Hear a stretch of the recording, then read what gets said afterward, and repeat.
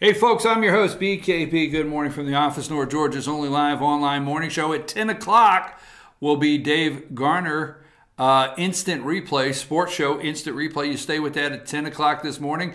Instant Replay, North Georgia's only online sports show with Dave Garner, Instant Replay. Now, let's put up City of Blue Ridge, okay? And I just want to say this because I encourage residents and anybody, you know, there's a couple things that happen in a small town. One, it goes from it's our town to the people that move to an area move because they like your town and they'd like for it to be their town also, and they like it. And then there's quite a consensus of sometimes what happens is people only want, I don't want to say economic development, but they only want certain things, and then they want to kind of stop it so it still gives the look of small town in the mountains. A quiet little town with a scenic railroad in the mountains. The choo-choo train runs there, and the kids come and they get on the scenic train in Blue Ridge, and they are able to enjoy the shops and the festivals and the things that happen in the downtown city park. The list goes on of just a quiet little town. But you got to remember, they're cities, okay? And sometimes we think of a city as these big cities, but Blue Ridge, it is right now, I don't like the identity of Blue Ridge, okay? So what we have on the screen is a notice. The City of Blue Ridge, this is a notice. This is the Blue Ridge Zoning Board of Appeals. Now, this is kindly something I don't like, and I'm going to explain why. The Blue Ridge Zoning Board of Appeals will meet September 4th, 2018. The board will hear a request for a variance to the building height requirements, okay? Building height requirements in the central business district of the zoning ordinance. The applicant is Tom Ugle, Blue Ridge Hotel, LLC. The subject property is described, blah, blah, blah, blah, blah, which is the Old Temple Baptist property, okay? The hearing will be held at 6 p.m. at Blue Ridge City Hall. Any questions should be directed to the zoning department. Thank you very much. And that's September 4th. But listen to this is what I don't like, okay? I'm not saying it's intentional. I'm really not. I don't want to try to tell you what I think somebody's motives are. That's would not be correct. But the notice on the rezoning on the building height, okay? A variance to the building height requirement in central business district.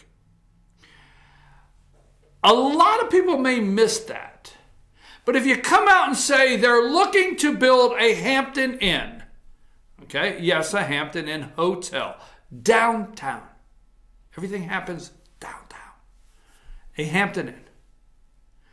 And they want to go from 4 stories to 5. Now, if this notice said that we have a request for a variance change to take a Hampton Inn hotel and move it from 4 stories to 5, I think there would be more interest. Yeah, a 5-story hotel in downtown Blue Ridge. What is the identity of downtown Blue Ridge? Now, currently the building going up right now. There's a massive building being built right now. Now, I'm not taking anyone to task on that. Hey, they went to the zoning and they bought the property and they're investing and they're building this place. They didn't break any laws. They're in there. They're doing it. So I'm not saying anything because where that's concerned, and there's other projects that want to be built there, that want to build in Blue Ridge. But the identity, I think so many are questioning, what is the identity? There's so many small, sleepy little towns in the mountains that are economically great economic engines, but they have architectural design requirements. Well, I don't like the words requirement, and I don't like the government telling me what to do. It's my property. Okay. But within the confounds of the city, because see, this is the central business district. This is not the residential district. This is the central business district. What is the architectural design requirements in the city? Folks, this is asking to go from 4 stories to 5. Now, I ask you, do you go to the city of Blue Ridge and look at the streets torn up and infrastructure being replaced? Have you been complaining recently because you can't get through downtown Blue Ridge, not because of the traffic, not because of the tourists, the people here, or because they have a whole street tore up, replacing the old terracotta pipe, the sewers, replacing water lines that are not conducive and cannot handle all the pressure necessary for the city? No, you do not. No. The true economic engine of growth is infrastructure. And as we all know, there are some serious problems in the city of Blue Ridge. How are they being addressed? What is going on? And why are we building as fast as we can, not knowing if we can handle what we are building, if the infrastructure will handle what we're doing? But anyhow, getting off, don't want to get off on a tangent, okay? Because I have some other concerns where Blue Ridge, I have some other comments where Blue Ridge is concerned. I can't go into DDA, Downtown Development Authority, today, but I'm going to. And I want this understood. Downtown Development Authority. Not today, but stay tuned. I'm going to stay focused here. On September 4th, 2018, a Hampton Inn that says their parking will be underneath the building, okay, wants to go from 4 stories to 5. So when you read this in the legal organ, and you read this that Fetch Your News post out there, and you read this on the internet, and it says, okay, it says, hey, building height requirements. All right, I don't know what that means. Moving right along.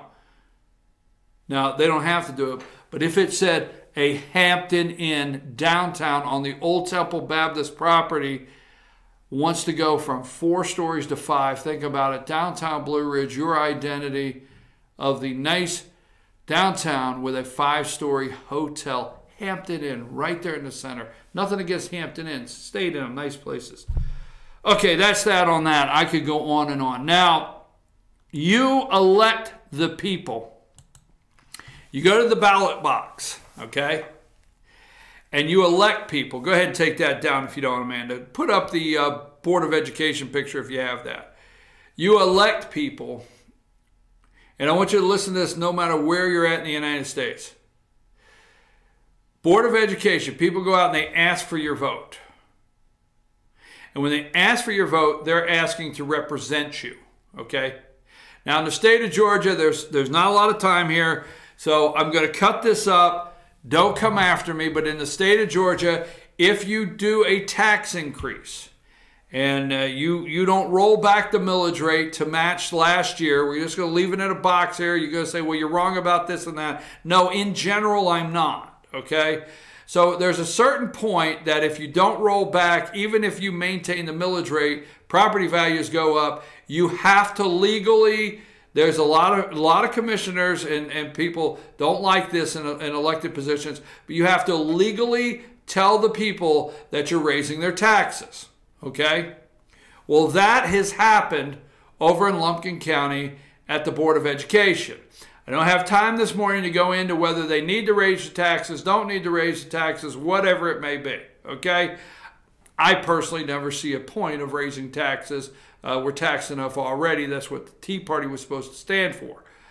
Anyhow, they raised taxes, now listen to this, to the tune of $400,000 by setting the millage rate at 16.819 instead of 16.321. Brown expects to raise an additional $400,000. Now, Brown is the superintendent of schools, okay? So, superintendent of schools tells the community they expect to raise $400,000. Now, stay with me. That's a lot of money.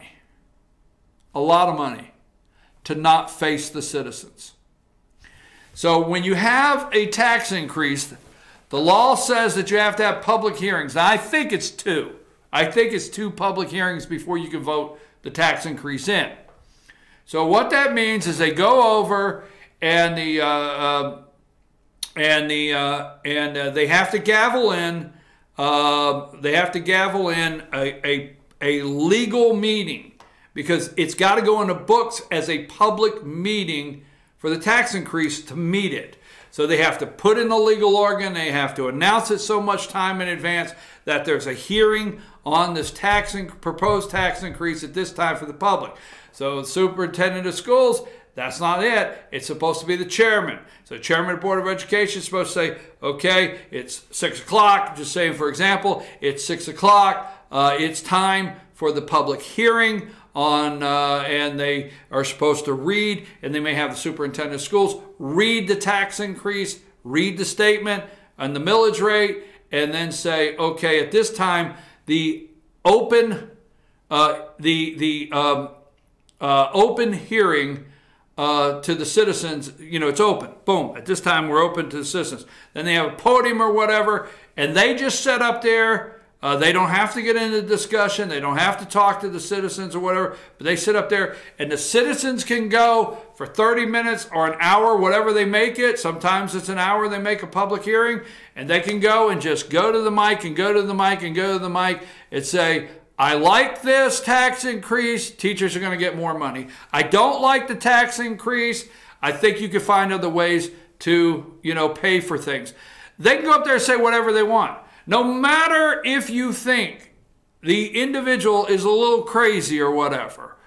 At when point in the Constitution is freedom of speech said, but you can't be crazy as hell? It doesn't matter who it is. They come to that podium.